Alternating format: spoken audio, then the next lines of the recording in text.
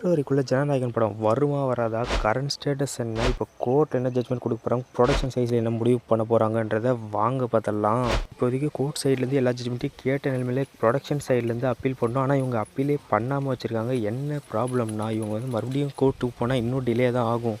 So அதனால் sensor போர்டுக்கிட்டே பேசி cut short பண்ணிக்கலான்ற மாதிரி பிளான் பண்ணிக்கிறதா இன்ஃபர்மேஷன் வந்திருக்கு. அதனால் கேவிஎம் ப்ரொடக்ஷன் சைட்லேருந்து கோர்ட்டுக்கு போகாமல் சரி சென்சார் போர்டுக்கிட்டே போகலான்ற மாதிரி பிளான் பண்ணியிருக்கிறதா சொல்லப்படுது. என்னென்ன ஷார்ட்லாம் ட்ரிம் பண்ண சொன்னாங்களோ அது எல்லாத்தையும் பண்ணுறோன்ட்டு அக்ரி பண்ணியிருக்க மாதிரி தான் இப்போதைக்கு தெரிய வருது.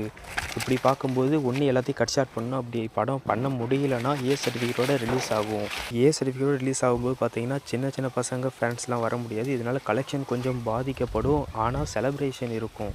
ஸோ நீங்கள் என்ன நினைக்கிறீங்க? படம் வந்து ஏ சர்டிஃபிகேட்டில் வந்தாலும் பரவாயில்ல நினைக்கிறீங்களா? இல்லை டிலே ஆனாலும் யூஏ சர்டிஃபிகேட்டில் டிலே ஆகணும்னு நினைக்கிறீங்களா? ஆனால் எப்படி இருந்தாலும் பிப்ரவரியில் படம் வரத்துக்கு வாய்ப்பே இல்லை. ஆனால் கண்டிப்பாக எலெக்ஷனுக்குள்ளே படம் ரிலீஸ் ஆகணுன்றதுல கேவிஎம் சைடில் உறுதியாக இருக்காங்க.